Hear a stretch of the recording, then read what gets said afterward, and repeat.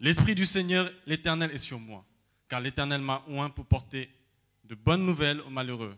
Il m'a envoyé pour guérir ceux qui ont le cœur brisé, pour proclamer aux captifs la liberté et aux prisonniers la délivrance, pour publier une année de grâce de l'Éternel et un jour de vengeance de notre Dieu,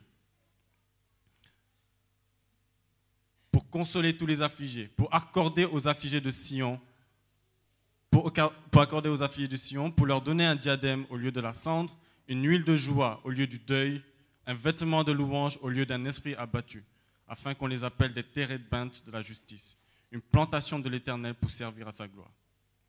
On va passer jusqu'au verset 10. Je me réjouirai en l'Éternel, mon âme sera ravie d'allégresse en mon Dieu, car il m'a revêtu des vêtements du salut. Il m'a couvert du manteau de la délivrance, comme le fiancé s'orne d'un diadème, comme la fiancée se pare de ses joyaux, car comme la terre fait éclore son germe, et comme un jardin fait pousser ses semences, ainsi le Seigneur l'Éternel fera germer le salut et la gloire en présence de toutes les nations. Ça, c'est une bonne nouvelle. Alors, quel est le point commun de ces passages qu'on a vus? Le point commun des passages qu'on a vus, c'est le vêtement. Le vêtement. Alors aujourd'hui, je propose comme thème pour aujourd'hui, pour ce message, change ta garde-robe. Change ta garde-robe. On va voir pourquoi. Change ta garde-robe. C'est fini les soldes maintenant, mais on est encore en train de chercher les bons habits. En plus, c'est des habits gratuits. Alors, hier, j'étais en train de réfléchir. À l'origine, le vêtement, ça vient d'où? D'où vient qu'on doit porter des vêtements? À la chute. Mais à l'origine, est-ce que c'était prévu qu'on porte des vêtements? Il y en a qui se disent, ah ça y est, ils vont nous demander de se mettre. Est-ce qu'à l'origine, c'était prévu qu'on porte des vêtements? Quand on lit la Bible aussi, on voit que quand on raconte des récits de ce qui se passe dans le ciel, ils ont tous des vêtements. On est d'accord? On parle de, quand on dit que l'Éternel, les pans de sa robe remplissaient le temple. Quand on décrit Jésus dans l'Apocalypse, on dit que sa robe était blanche, il avait une ceinture d'or, les vieillards, ils avaient des couronnes d'or, des vêtements, des robes blanches. On décrivait les couleurs et le tissu, la matière correspondant à leurs vêtements. Mais l'homme, comment ça se fait que Dieu crée l'homme, il dit, bon toi, allez, toi c'est bon, tu vas être tout nu, pas de problème. Pourquoi? Je me suis posé la question. Et je suis arrivé à la conclusion que Adam n'avait pas besoin. Pourquoi il n'avait pas besoin de vêtements? Parce que son identité était déjà claire. Quand Dieu a créé Adam, il a fait en sorte que cet homme qu'il crée soit une miniature de Dieu lui-même, une représentation de Dieu, l'image de Dieu sur terre. Adam, avant la chute, avait la capacité de vivre dans une dimension spirituelle. S'il marchait avec Dieu, s'il était en contact avec l'arbre de vie, ça implique que dans le jardin d'Éden, il était dans une dimension spirituelle qui n'est pas une dimension physique. Et donc son identité était tellement claire qu'il n'y avait pas besoin d'un vêtement pour définir son identité. Et donc je suis arrivé à la conclusion que le vêtement à la base est un principe spirituel. Si ce n'était pas prévu qu'il y ait des vêtements sur la terre, ça veut dire que le vêtement à la base c'est un élément qui est spirituel. Est-ce qu'on est d'accord? C'est un principe spirituel. Et le vêtement, c'est quelque chose qui définit une identité dans le principe de Dieu. C'est pour ça qu'il n'avait pas besoin de vêtements, parce que qu'est-ce qui pouvait définir l'identité de Dieu sur terre? Quel vêtement pourrait définir que voilà, ça c'est un homme qui est à l'image de Dieu? Il n'y avait rien sur terre, aucun vêtement qui pouvait dire voilà, ça c'est un homme à l'image de Dieu. C'est pour ça qu'il était tout nu. Et donc, bien sûr, avec la chute, l'homme a découvert qu'il était nu, ses yeux sont ouverts. En fait, en réalité, ses yeux étaient même fermés, c'est-à-dire qu'il n'avait plus la capacité de voir spirituellement, mais il voyait que de façon physique. Il a vu qu'il était nu, et c'est là que Dieu à confectionner un habit pour couvrir sa nudité. Mais à la base, ce n'était pas ça. Le vêtement n'est pas censé servir pour couvrir sa nudité. Et donc, quand on continue dans l'histoire, à un moment donné, Dieu il veut faire alliance avec son peuple. Il veut faire alliance avec le peuple d'Israël. Et il veut construire un sanctuaire. Il veut construire un temple, un endroit qui est une miniature du temple céleste. Et en même temps qu'il veuille donc construire ce sanctuaire, il confectionne aussi, il donne des instructions pour confectionner des vêtements pour le sacrificateur. Et quand on va pas le lire, c'est peut-être une longue étude, mais quand vous lisez, donc c'est dans Exode et Lévitique, il donne des instructions précises sur le matériel, sur la couleur, sur les pierres à mettre, comment les disposer, combien de pierres. C'était exactement des précisions exactes. Pourquoi? Parce que Dieu voulait que l'identité du sacrificateur, que le vêtement que le sacrificateur allait revêtir soit conforme à l'identité qu'il voulait donner au sacrificateur.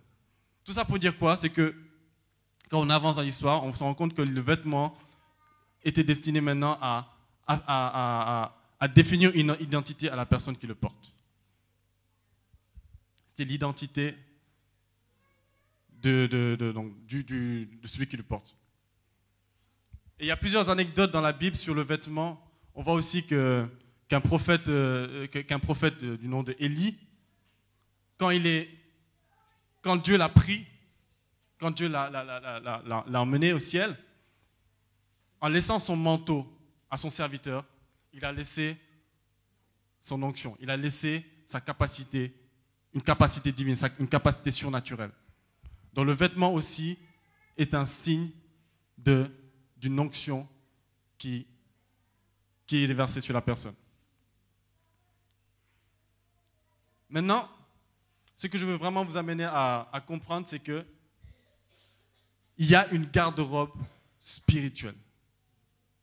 Ça paraît fou de dire, ça c'est un autre, j'aurais dû même préciser aussi dans le contrat, c'est que les réalités spirituelles, c'est de la folie aux yeux à échelle humaine, c'est fou. Mais je veux vous dire qu'il y a une garde-robe spirituelle, il y a une vraie garde-robe spirituelle dans le lieu céleste. On ne voit pas cela, mais c'est des vrais vêtements. La Bible parle de plusieurs types de vêtements que l'on est appelé à porter. Une garde-robe spirituelle. Quand on a lu le passage de Zacharie, c'est Zacharie 3, c'était Valérie qui l'avait lu. Qu'est-ce qui se passe? Si vous avez lu le passage, comment la scène s'établit? C'était entre qui et qui? Déjà, est-ce que cette scène-là se passe sur la terre? À votre avis? Est-ce que c'est une scène qui est physique? Oui ou non? Il dit qu'il me fit voir Josué le sacrificateur debout devant l'ange de l'Éternel et Satan qui se tenait à sa droite pour l'accuser. L'Éternel dit à Satan que l'Éternel te réprime, Satan. Donc déjà on voit les personnages. Est-ce que cette scène-là pouvait se passer sur terre? Enfin, quand je dis sur terre, mais dans une dimension physique. Mais elle s'est réellement passée. Donc c'était quelque chose qui se passait dans des réalités spirituelles. L'Éternel dit à Satan que l'Éternel te réprime, Satan. Que l'Éternel te réprime, lui qui a choisi Jérusalem. N'est-ce pas là un tison arraché du feu? Or, Josué était couvert de vêtements sales. Les vêtements là, est-ce qu'ils étaient palpables ou ils n'étaient pas palpables? Mais c'était des vêtements, on est d'accord? Il était couvert de vêtements sales et il se tenait debout devant l'ange. L'ange, prenant la parole, dit à ceux qui étaient devant lui, ôtez-lui les vêtements sales. Puis il dit à Josué, voici je t'enlève ton iniquité et je te revais d'habits de fête. Est-ce que c'était des vrais habits de fête? Est-ce qu'il avait vraiment un vrai habit de fête physique? Mais c'était un vrai habit. Rappelez-vous du contrat, les réalités spirituelles sont plus vraies que les réalités physiques. Un vrai habit de fête. Je dis qu'on mette sur sa tête un turban pur. Et ils mirent un turban pur sur sa tête. Et lui mirent des vêtements. L'ange de l'Éternel était là. Donc, on se préoccupe beaucoup de notre habillement, c'est vrai. Mais on devrait encore plus se préoccuper de nos habits spirituels. Parce qu'il peut arriver qu'on soit bien vêtu, mais qu'au final, on est nu. Et vous savez, les réalités spirituelles, on ne peut pas les voir physiquement. Mais tout ce qui est esprit voit ce qui est esprit. Qu'est-ce que je veux dire par là? C'est-à-dire Dieu est esprit. Il voit nos habits spirituels. Satan est esprit. Il voit nos habits spirituels. Quand on a le Saint-Esprit aussi en nous, on voit aussi des habits spirituels. Donc, le Seigneur veut nous amener ce matin à réfléchir et à penser dans les réalités spirituelles. À penser qu'il y a vraiment des vêtements qu'on est appelé à avoir, à porter. Les réalités spirituelles sont visibles par le monde spirituel. Et ce qui s'est passé dans Apocalypse, avec l'église de Laodicée, on est ensemble? Ok.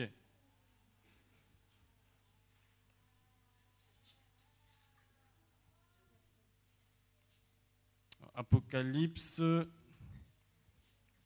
l'église de Laodicée. Apocalypse 3,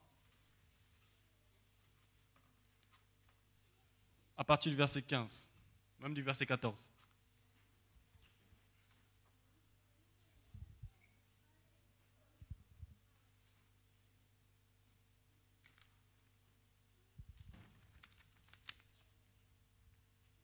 Apocalypse 3, verset 14. Écrit à l'ange de l'église de Laodicée, voici ce que dit l'Amen, le témoin fidèle et véritable, le commencement de la création de Dieu. Je connais tes œuvres, je sais que tu n'es ni froid ni bouillant. Puisses-tu être froid ou bouillant? Ainsi, parce que tu es tiède et que tu n'es ni froid ni bouillant, je te vomirai de ma bouche. Parce que tu dis, je suis riche, je me suis enrichi, je n'ai besoin de rien. Et parce que tu ne sais pas que tu es malheureux, misérable, pauvre, aveugle et nu, je te conseille d'acheter de moi de l'or éprouvé par le feu, afin que tu deviennes riche, et des vêtements blancs, afin que tu sois vêtu et que la honte de ta nudité ne paraisse pas. Alors ma question, il y a combien de...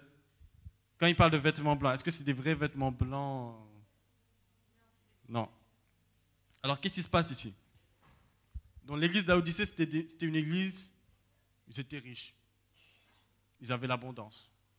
Pour eux, tout se passait bien. Ils pensaient qu'ils étaient riches, qu'ils s'étaient enrichis, ils n'avaient besoin de rien. Tout va bien. C'était des gens bien portants, c'était des gens de bonne vie, rien à se reprocher, tout va bien. Mais Dieu, qui voit le spirituel, qui voit la réalité des choses, qu'est-ce qu'il dit? Il dit, tu ne sais même pas que tu es malheureux, misérable, pauvre, aveugle et nu. Terrible, hein? Malheureux, misérable, pauvre, aveugle, nu. Alors qu'ils pensaient qu'ils étaient riches, tout va bien, ils sont en bonne santé, besoin de rien, alors qu'ils sont pauvres, misérables, aveugles, nus. Pourquoi? Parce qu'ils n'ont pas cherché les vrais vêtements. Ils n'ont pas cherché le vêtement qu'ils devaient chercher. Et c'est là que Dieu dit, je te conseille d'acheter de moi des vêtements blancs pour couvrir ta nudité. Et un collier pour oindre tes yeux afin que tu vois les réalités spirituelles. Afin que tu vois que ta situation n'est pas la situation que tu penses. Tu penses que tu es riche, tu penses que tu es bien vêtu, mais en fait, tu es complètement nu. Donc, ce matin, j'aimerais qu'on soit tous vêtus. Que personne ne soit nu ici. Que personne ne soit nu. Que personne ne soit nu. Dans le passage de Zacharie, on voit Josué qui était couvert de vêtements sales. Il était en haillons. Mais le Seigneur, qui est le Dieu de notre salut, a enlevé ses haillons, ses vêtements sales, pour lui revêtir un vêtement blanc. Et c'est ce que le Seigneur veut faire aujourd'hui pour nous. La bonne nouvelle, c'est que le Seigneur est là pour ôter nos vêtements sales. C'est une bonne nouvelle. C'est une bonne nouvelle. Quand on a lu dans Ésaïe 61, il nous fait une liste de plusieurs vêtements. Il y a quelques vêtements de sa garde-robe. Et moi, je vous propose que l'on voit la garde-robe du Seigneur. Quels sont les vêtements qu'il nous propose? Dieu est le premier des stylistes, hein, je vous signale. C'est le premier à avoir fait des vêtements. C'est le premier. Et donc, si c'est un styliste, ça veut dire qu'il a des vêtements de qualité pour nous. En plus, c'est gratuit. Gratuit. Alors, je vais faire un listing des vêtements de notre styliste, qui est le Seigneur. Et comme dans les défilés de mode, souvent il y a les défilés de mode, on fait défiler les habits, je sais pas, du plus ordinaire au plus extraordinaire. À la fin, c'est l'habit le plus somptueux, la mannequin avec l'habit le plus somptueux qui avance avec le styliste. Alors moi, je vais faire pareil. Je vais garder l'habit qui est vraiment l'habit le plus somptueux pour la fin. Alors je fais un listing des vêtements, quelques vêtements que je peux vous proposer, que vous pouvez porter chez vous.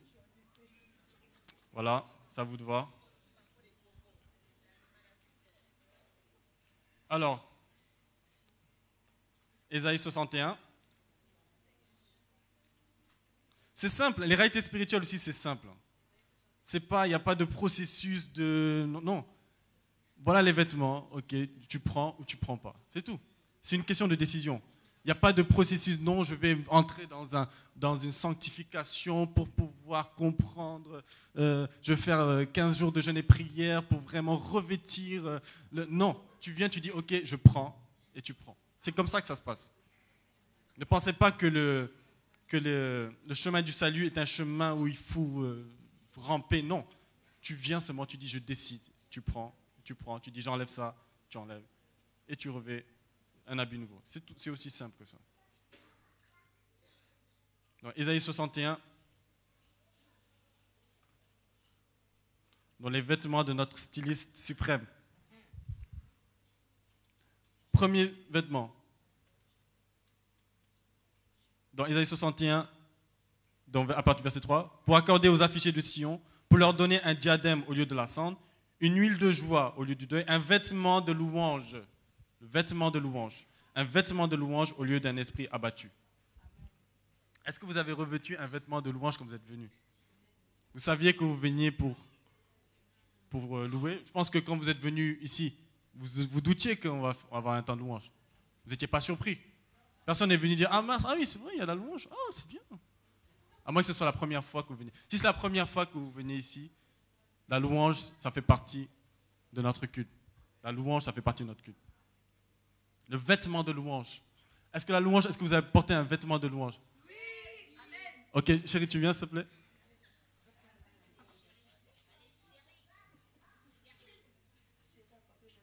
Comment tu as fait pour mettre ton vêtement de louange? Qu'est-ce qui s'est passé concrètement?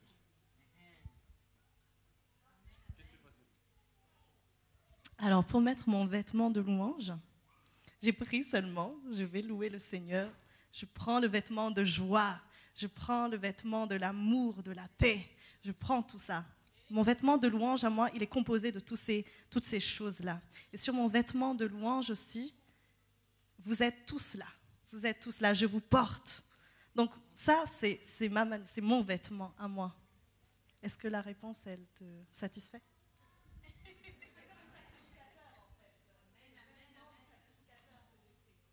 Et c'est ça justement, parce que il faut savoir que les sacrificateurs, c'était l'ancienne alliance. Peut-être que vous êtes venu pour la première fois, vous entendez alliance, ancienne. Ok, il y a l'ancienne alliance. Avant Jésus-Christ, Jésus-Christ est mort sur la croix. Il a payé le prix. Le sang qui a coulé sur la croix est le sang de l'alliance qui nous amène vers la nouvelle alliance. Dans l'ancienne alliance, c'était la loi, c'était les principes, c'était les sacrifices, c'était les bœufs, on égorgeait les béliers.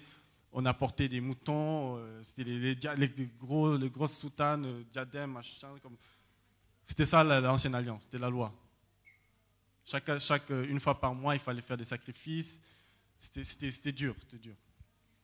Nouvelle alliance, Christ vient sur la croix et dit, bon ok, ça c'est trop compliqué. Je m'offre en sacrifice, vu que moi je suis Dieu, voilà, je meurs sur la croix. Mon sang, c'est le sang de Dieu lui-même, puisque Jésus-Christ est Dieu. Jésus-Christ est Dieu, ouais, d'accord? Alors, puisque Dieu est éternel, donc mon sacrifice est éternel, donc tout ça là, c'était trop compliqué, maintenant c'est plus simple. Donc, nouvelle alliance, c'est nous qui sommes là. Donc il n'y a plus de sacrifice, il n'y a plus de tout ça. On est libre. On est libre, on est détendu, voilà, on est tranquille. Et donc, dans l'ancienne alliance, il y avait les sacrificateurs. Les sacrificateurs de la Nouvelle Alliance, c'est nous tous. On est tous sacrificateurs. Personne ici porte des soutanes, des vêtements, mais on a un vrai vêtement de sacrificateur.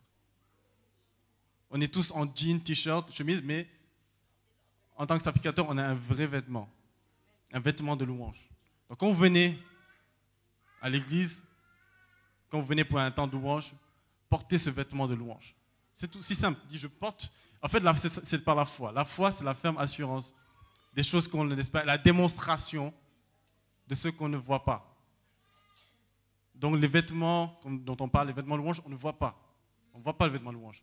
Mais la foi, qui est aussi c'est de la folie, c'est de croire que cette chose-là dont on parle, elle existe vraiment. Et tu la prends comme si elle existe vraiment. Donc par la foi, tu viens à l'église. Voilà, je prends le vêtement de louange et je m'en vais.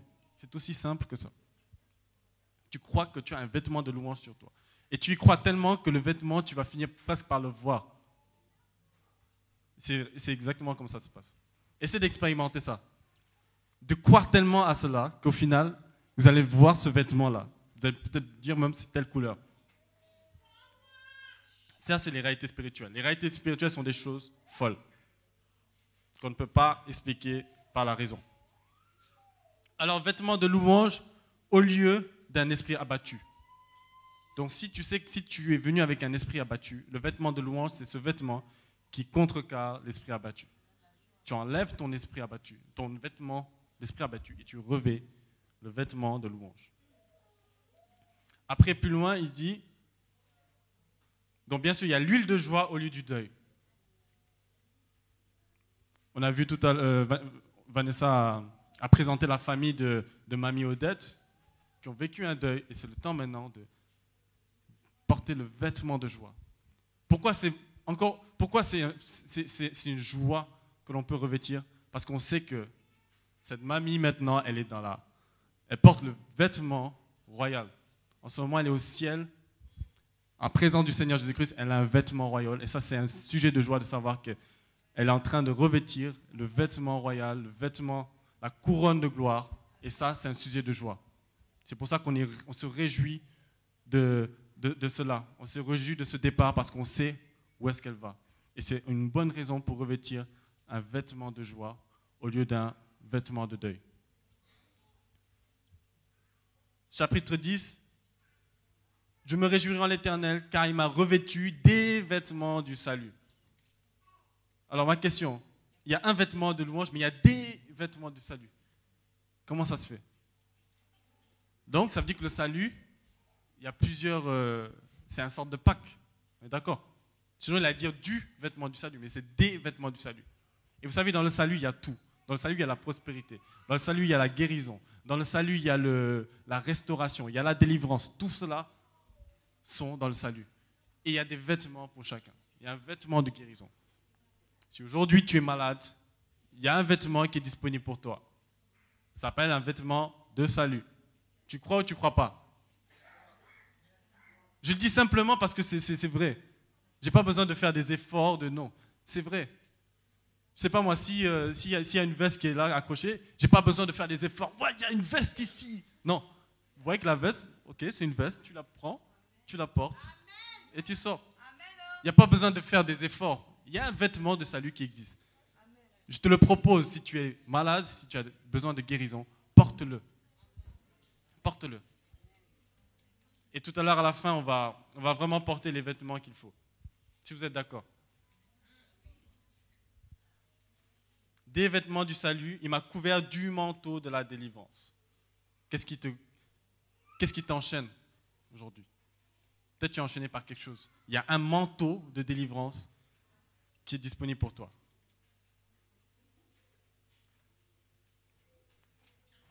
Dans Zacharie 3, par les abyssales.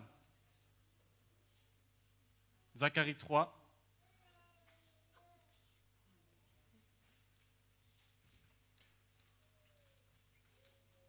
Je fais l'inventaire de tout ça. Maintenant, vous prenez les vêtements qu'il vous faut. D'accord? Il n'y a pas besoin d'expliquer, de faire des théories dessus. C'est aussi simple que ça.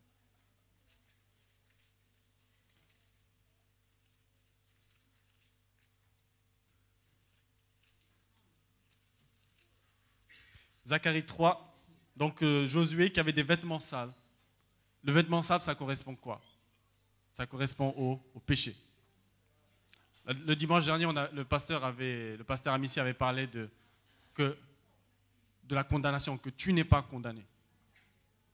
Et ici, personne, et je pense que c'est la vision même de l'Église, personne ne veut condamner qui que ce soit, quel que soit le péché que vous pouvez commettre. Parce que la bonne nouvelle, c'est qu'il y a un vêtement blanc qui est disponible en échange de ce vêtement sale. Et si Dieu lui-même réprime Satan parce qu'il voulait condamner, parce que Satan voulait condamner Josué, si Dieu lui-même réprime et dit à Josué, tes vêtements sales, je te remplace par des vêtements blancs. Qui sommes-nous, nous, pour condamner quelqu'un qui a un vêtement sale? Qui sommes-nous? Dieu lui-même ne condamne pas. Qui sommes-nous pour condamner? Et c'est un message aussi pour nous tous de vraiment faire preuve de grâce envers les autres. Parce que nous ne sommes pas au-dessus de Dieu. Dieu lui-même ne réprime Satan parce qu'il condamne. Alors je n'ai pas envie d'être à la place, je n'ai pas envie d'avoir le rôle de Satan, d'être à la place de Satan. Je n'ai pas envie que le Seigneur me réprime parce que je suis en train de condamner quelqu'un. Parce que quand le Seigneur réprime, il réprime. Alors si vous ne voulez pas être réprimé par le Seigneur, évitez de condamner, évitez de pointer du doigt, d'accuser vos frères et vos sœurs. Donc si aujourd'hui vous portez le poids d'un péché, vous n'en sortez pas, il y a un vêtement blanc qui est disponible pour vous. Mais la chose que vous devez faire, c'est ôter votre vêtement sale. Croyez qu'il est là. Si vous croyez qu'il est là, enlevez-le par la foi. Croyez que vous enlevez ce vêtement sale et que vous revêtez un vêtement blanc. Et croyez-moi, si vraiment vous avez la révélation du vêtement sale et la révélation du vêtement blanc, il n'y a rien qui va vous donner envie de reprendre le vêtement sale. Et je prie que le Seigneur ouvre les yeux de notre cœur afin que nous voyions les réalités de ce que nous portons. C'est pour ça que la Bible nous dit que celui qui confesse ses péchés, celui qui se débarrasse de ce péché, n'est plus censé revenir. Pourquoi? Parce qu'il a la révélation de son ancienne nature et il a la révélation aussi de sa nouvelle nature. Que le Seigneur nous donne à chacun la révélation de notre nouvelle nature. Si nous avons la révélation de notre nouvelle nature, de cette nature que nous portons, de ce vêtement que nous portons en échange de nos vêtements sales, il n'y a rien qui va nous donner envie de revenir avec ce vêtement sale. Ça va devenir de la boue. Comme Paul dit que les choses qui étaient derrière moi, je les considère comme de la boue. Pourquoi? Parce que devant moi, il y a quelque chose de plus excellent. Parce que j'ai découvert Christ. J'ai découvert Christ et la personne de Christ est encore plus excellente que ce que j'ai vécu avant.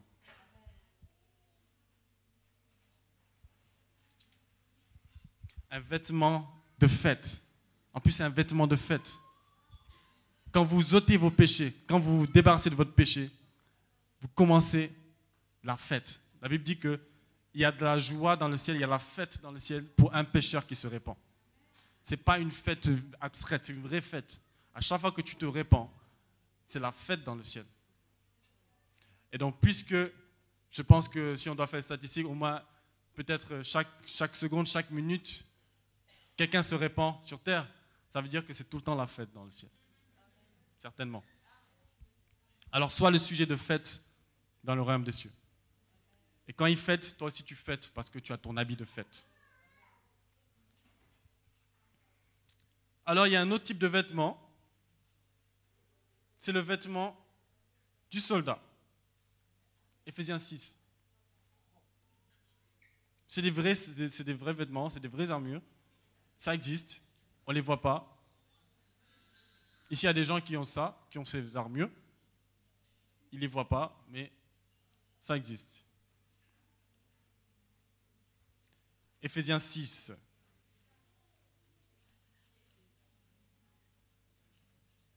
Éphésiens 6, à partir du verset 10. Au reste, fortifiez-vous dans le Seigneur et par sa force toute puissante. Revêtez-vous de toutes les armes de Dieu afin de pouvoir tenir ferme aux ruses du diable, contre les ruses du diable. Car nous n'avons pas à lutter contre la chair et le sang, mais contre les dominations, contre les autorités, contre les princes de ce monde de ténèbres, contre les esprits méchants dans les lieux célestes. Encore une preuve qu'il y a vraiment il y a vraiment des lieux célestes qui existent avec des esprits méchants, des dominations, des autorités, des princes, toute une hiérarchie dans les lieux célestes. Et là, Dieu dit, c'est pourquoi maintenant, puisqu'il y a toute cette armée dans les lieux célestes, puisqu'il y a toutes ces choses qui se passent, maintenant, ce que vous devez faire, prenez toutes les armes de Dieu, afin de pouvoir résister dans le mauvais jour et tenir ferme après avoir tout surmonté. Tenez donc ferme, ayez à vos reins la vérité pour ceinture, ceinture de la vérité. Revêtez la cuirasse de la justice. Mettez pour chaussure à vos pieds le zèle que donne l'évangile de paix. Prenez par-dessus tout cela le bouclier de la foi avec lequel vous pourrez éteindre toutes les traits enflammés du malin. Prenez aussi le casque du salut et l'épée de l'esprit qui est la parole de Dieu. On va pas détailler ça parce que ça ferait l'objet de toute une prédication. Mais je vous invite à méditer sur ces passages parce que c'est des vraies armures. On se plaint souvent de la situation de notre société, on se plaint de beaucoup de maux qui arrivent, on se plaint de beaucoup de choses et on a les outils nécessaires pour combattre cela. Alors je vous invite à méditer là-dessus et à vraiment revêtir ces armes. Ce sont des vraies armes. Ne soyons pas des soldats nus, parce que si on est des soldats nus, c'est très dommage pour nous. On est un peu foutus. Prenons nos armes. Colossiens 3, verset 12. Il y a d'autres vêtements que le Seigneur nous propose.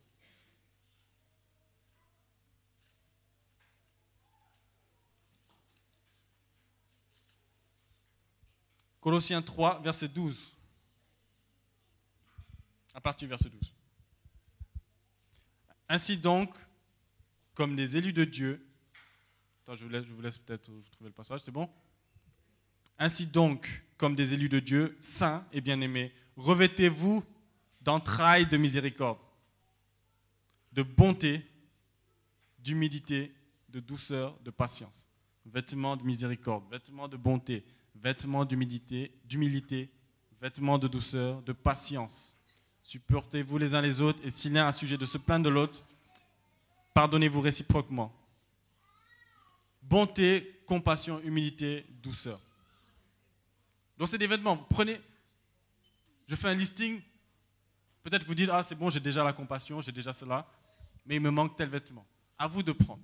C'est aussi simple que ça, je le répète. Maintenant, on avance petit à petit vers le vêtement, la cerise sur le gâteau.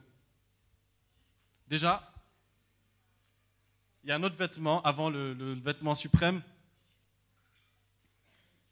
C'est toujours dans Colossiens 3. Colossiens 3, versets 9 à 10. Ne mentez pas les uns aux autres, vous étant dépouillés du vieil homme, le vêtement de le vieil homme, et ayant revêtu l'homme nouveau qui se renouvelle dans la connaissance. Est-ce que tu as revêtu le vêtement de l'homme nouveau? Est-ce que là, tu es l'homme nouveau, là? Qui est sûr que là, je suis l'homme nouveau? Là, je suis l'homme nouveau. Vous êtes sûr de vous? J'espère bien. Revêtez-vous de l'homme nouveau. L'homme nouveau, c'est quoi? L'homme nouveau, c'est l'homme qui est, quand la Bible dit, celui qui est en Christ est une nouvelle créature. Les choses anciennes sont passées. Voici, toutes choses sont devenues nouvelles. Et donc l'homme nouveau, c'est un peu la même analogie par rapport aux vêtements sales dans Zacharie. C'est vraiment l'homme qui s'est débarrassé complètement de son ancienne nature. Et c'est l'homme avec qui le Seigneur il traite. Parce qu'à l'intérieur de chacun de nous, bien sûr, il y a notre corps, il y a notre chair, mais il y a l'homme intérieur. La Bible parle aussi de l'homme intérieur. L'homme intérieur, c'est cet homme-là avec qui le Seigneur est en communion. C'est cet homme-là que le Seigneur reconnaît. Et quand on est en Christ, quand on décide de donner notre vie à Christ, quand par le baptême on meurt à notre ancienne nature, on revêt l'habit de l'homme nouveau. Et cet habit-là, cet homme nouveau-là, il se renouvelle dans la connaissance. Donc plus tu grandis en connaissance de la parole de Dieu, plus tu grandis en connaissance de Christ, plus cet homme nouveau se renouvelle. l'habit de l'homme nouveau. C'est cet habit-là que tu as besoin. L'homme nouveau. L'homme nouveau, il n'aime pas le mal. L'homme nouveau, il n'aime pas le péché. L'homme nouveau, puisqu'il est revêtu de vêtements blancs, tout ce qui peut le souiller, il en a en horreur. Soyez vraiment, voyez les choses de façon claire. Vraiment, voyez les choses spirituelles de façon claire. Tout ce qui est souillure, je ne sais pas moi, je parle, les femmes, si vous achetez un vêtement qui coûte 1500 €, une robe qui coûte 1500 €, tout blanc, éclatant, comment vous allez réagir? Vous marchez dans un quartier où il y a plein de boue. Comment vous allez faire? Vous allez venir marcher tranquillement. Ah, c'est bien. Vous allez faire ça? Non. Ben oui, vous allez faire attention, vous allez marcher. Vous allez même pas marcher d'ailleurs. Vous allez prendre des chemins plus purs. On est d'accord? Vous allez monter sur les épaules de votre mari, exactement. Très bonne analogie. La robe de mariée, c'est pareil. Ma femme, quand elle a porté sa robe de mariée, blanc éclatant, elle faisait attention. Je ne pense pas qu'elle a marché dans la boue. Il y avait même des gens derrière qui portaient pour qu'elle ne marche pas dans le sable. Eh bien, figurez-vous que c'est la même chose avec le vêtement blanc. Le vêtement blanc dont parle la Bible, c'est le vêtement de la repentance. Le vêtement que l'on revêt quand on abandonne une ancienne vie, ça fonctionne exactement comme ça. Si vous avez la révélation de ce vêtement blanc, croyez-moi, le péché là, ce sera même plus dans votre quotidien. Vous n'avez même pas besoin de vous débattre et tout. Non, ce sera naturel. Parce que le péché, c'est considéré comme de la boue. On considère le péché, l'analogie avec le péché, c'est la boue, c'est les excréments, c'est tout ce qu'on veut. La Bible parle d'excréments, de la boue, la souillure, la corruption, toutes ces choses-là. Et le vêtement blanc, c'est ce que l'on revêt. Donc l'homme nouveau, c'est un homme qui est vêtu de vêtements blancs. Il ne marche pas n'importe où. Il ne marche pas n'importe où. Il ne se laisse pas salir par n'importe quoi. Il va chercher à marcher dans les endroits où il ne va pas se salir. Et lorsqu'il va se salir, il va faire tout pour se laver ses vêtements. Et ne plus jamais faire les mêmes bêtises. C'est comme ça que l'homme nouveau fonctionne. Donc si vous avez revêtu l'homme nouveau, vous êtes un homme qui a des vêtements blancs. L'homme nouveau, sa caractéristique, il a des vêtements blancs. C'est la Bible, hein, c'est pas moi. Hein. Je ne suis pas en train de mentir. Rappelez-vous du contrat. Les réalités spirituelles sont plus réelles que les réalités physiques. Je vous ai parlé de l'analogie avec la robe de mariée tout blanc. Alors ça, c'est encore cette analogie, cette image est encore plus fausse que l'image de l'homme nouveau qui est en vêtements blancs. Pensez à cela. Si vous êtes un homme nouveau, vous êtes revêtu de vêtements blancs. Une fois que vous avez ça en tête, il faut que par la foi, vous imaginez ça. Après le reste, ça va tout seul. Vous saurez comment conduire votre vie. Maintenant, la cerise sur le gâteau. La cerise sur le gâteau. Quel est le vêtement suprême?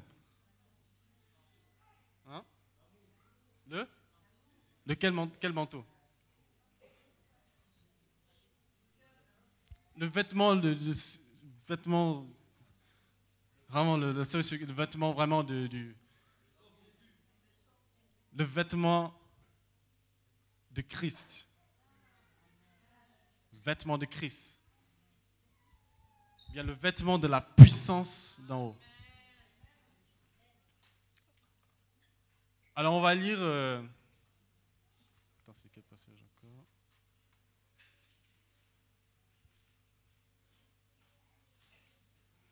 On va prendre le meilleur exemple de celui qui a porté ce vêtement. C'est Christ, bien sûr. Qui de mieux peut porter le vêtement de Christ que le Christ lui-même? Alors, je crois que c'est dans Matthieu 4. Je n'ai pas noté la référence, mais je pense que c'est dans...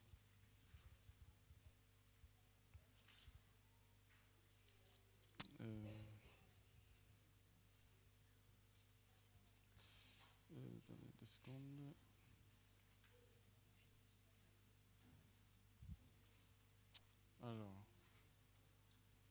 Excusez-moi, je cherche un passage. Parce qu'il y a plusieurs versions de...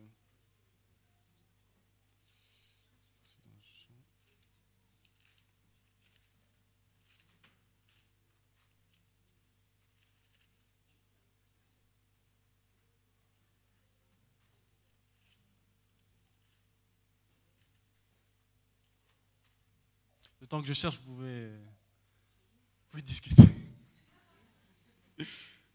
Alors,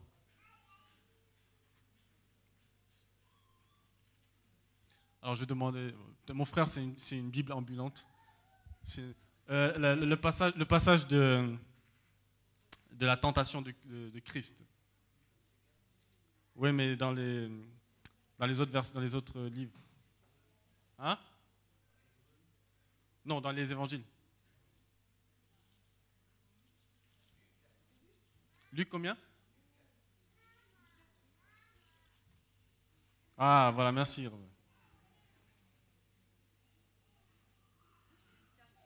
Voilà, c'est ça.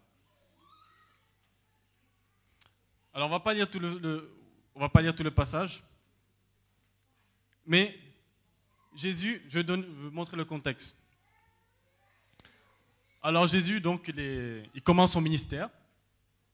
Donc Jésus, qui est Fils de Dieu, parole de Dieu, Dieu sur terre, parole de Dieu incarné. Il commence son ministère, mais il fait le processus d'un autre, c'est-à-dire que la Bible dit qu'il s'est fait pleinement homme. Donc il a fait le processus de n'importe quel homme, pour montrer un exemple à chacun de nous. Donc qu'est-ce que Jésus a fait? Il s'est baptisé. Il n'a peut-être pas besoin d'être baptisé, mais il s'est baptisé pour montrer un exemple. Donc quand il s'est baptisé, la Bible dit qu'il s'est passé, Jésus était rempli du Saint-Esprit. Rempli seulement, hein. Dans Luc 4. Donc Jésus, donc, il sort du baptême. Jésus, rempli du Saint-Esprit, revint du Jourdain et il fut conduit par l'Esprit dans le désert, où il fut tenté par le diable pendant 40 jours. Donc là, il était rempli du Saint-Esprit. On est d'accord? Après, donc vous connaissez bien la tentation, comment le diable a essayé de tenter Christ. Donc 40 jours, il est dans le désert, il prie, il jeûne, il est en communion avec Dieu. Je passe ces détails. Et après, donc verset 14, il a fini ses 40 jours. Il a fini de prier, il a fini de jeûner, il a vaincu le diable s'est enfui, il a surmonté la tentation. Après, rappelez-vous, il était rempli du Saint-Esprit, après le baptême. Qu'est-ce qui se passe maintenant? On dit Jésus, revêtu de la puissance de l'Esprit, retourna en Galilée. Donc il était rempli. Il rencontre Dieu le Père. Et qu'est-ce qui se passe? Il est revêtu de la puissance d'en haut. Donc déjà, il est rempli. Et maintenant, il revêt la puissance de Dieu sur lui. Et après, il entre dans une synagogue. Et c'est là qu'il accomplit le chapitre qu'on a vu. Vous vous rappelez de Ésaïe 61, qu'on dit « L'Esprit du Seigneur est sur moi, car il m'a oint pour annoncer. » Quand Ésaïe a prophétisé là-dessus, il ne parlait pas de lui-même. Il était en train de libérer une parole qu'il avait reçue. L'Esprit du Seigneur est sur moi, car il m'a oint pour apporter aux affligés, on a lu tout à l'heure. Et Jésus, il vient, revêtu de la puissance de l'Esprit, rempli du Saint-Esprit, et il va dans une synagogue, et il dit avec assurance, on va lire, il se rendit à Nazareth où il avait été élevé, et selon sa coutume, il entra dans la synagogue. Le jour du sabbat, il se leva pour faire la lecture, et on lui remit le livre du prophète Ésaïe. L'ayant déroulé, il trouva l'endroit où il était écrit, « L'Esprit du Seigneur est sur moi, parce qu'il m'a oint pour annoncer une bonne nouvelle aux pauvres. Il m'a envoyé pour guérir ceux qui ont le cœur brisé, pour proclamer aux captifs la délivrance et aux aveugles le recouvrement de la vue, pour renvoyer libres les opprimés, pour publier une année de grâce du Seigneur. » Ensuite, il roula le livre, le remit au serviteur et s'assit. Tous ceux qui se retrouvaient dans la synagogue avaient les regards fixés sur lui. Donc il s'est assis, il a lu.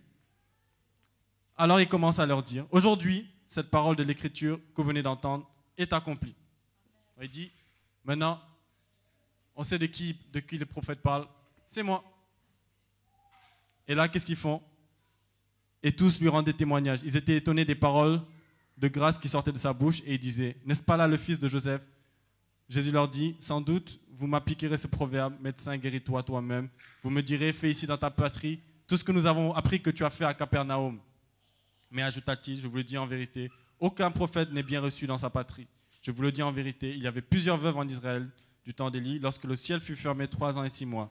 Et il y eut une grande famine sur toute la terre. Et cependant, Élie ne fut envoyé vers aucune d'elles, si ce n'est vers une femme veuve à Sarepta. Il fut rempli de colère dans la synagogue lorsqu'ils entendirent ces choses. Et s'étant levés, ils le chassèrent de la ville et le menèrent jusqu'au sommet de la montagne sur laquelle leur ville était bâtie afin de le précipiter en bas. Mais Jésus passa au milieu d'eux, s'en alla. Donc, comme vous le disiez, cette histoire, ça commence bien, mais ça finit triste. Il vient dans la synagogue, il est en train de dire aux gens, vous avez lu pendant des années cette prophétie. Vous avez lu chaque sabbat. Maintenant, je me présente devant vous et je dis, c'est moi. Tout est accompli. Et au lieu de reconnaître que là, ils ont en face de lui celui qui allait leur apporter la consolation, celui qui allait apporter leur salut, leur guérison, qu'est-ce qu'ils font? Eh bien, ils le chassent. Ils voulaient même le jeter. Ils voulaient même le jeter par-dessus la montagne. Et pourtant, dans une autre ville, il avait accompli des miracles. Il a apporté un réveil à Capernaum, dans une ville où il y avait vraiment, c'est une ville perdue, une ville de ténèbres. Il est venu apporter la lumière, il a apporté de la guérison. Il vient dans sa ville, et là, qu'est-ce qui se passe? On le chasse. Ma question, c'est, j'espère qu'on n'est pas comme ces gens de Nazareth qui voulaient chasser Jésus.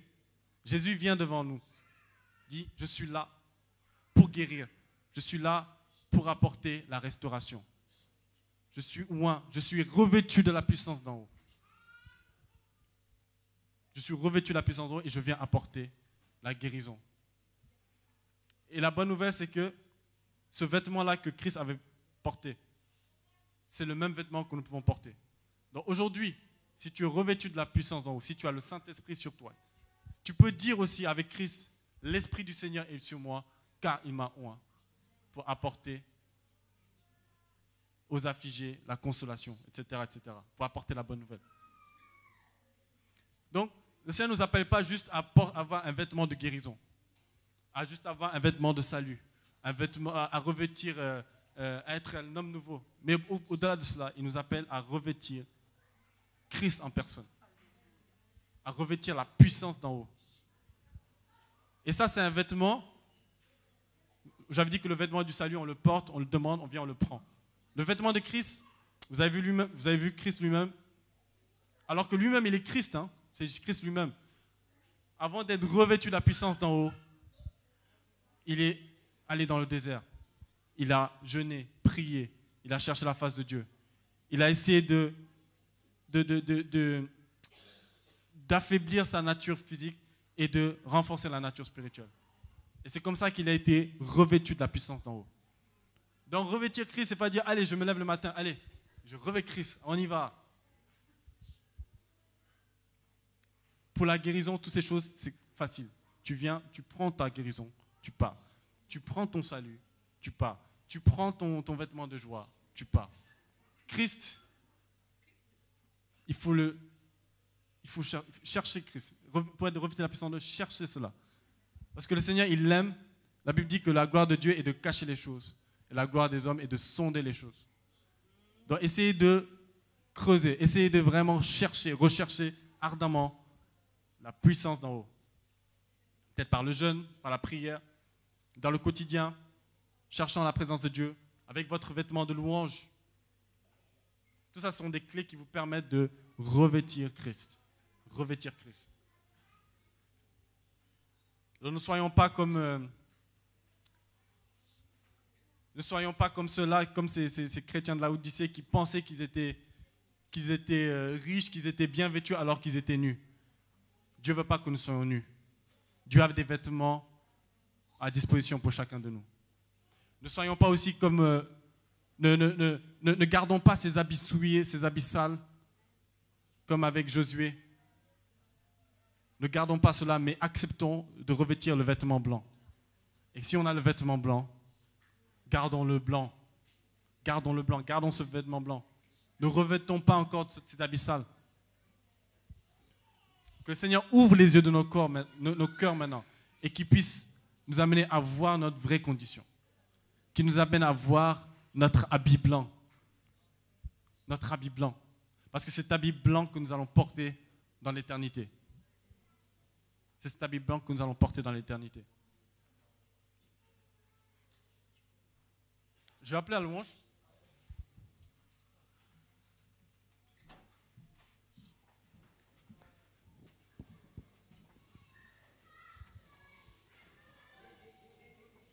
Et bien sûr, chacun de nous, on a quelque chose de particulier.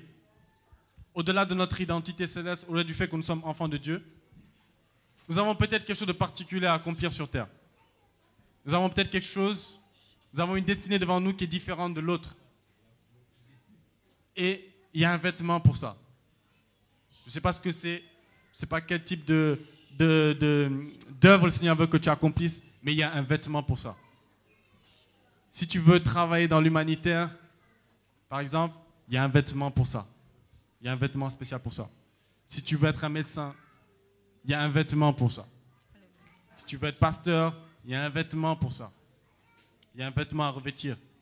Il y a des combinaisons à revêtir. Parce que le vêtement, bien sûr, ce n'est pas juste une seule pièce, c'est plusieurs pièces. Et le Seigneur t'appelle à revêtir la combinaison nécessaire pour la destinée qu'il a pour toi. Alors, si tu le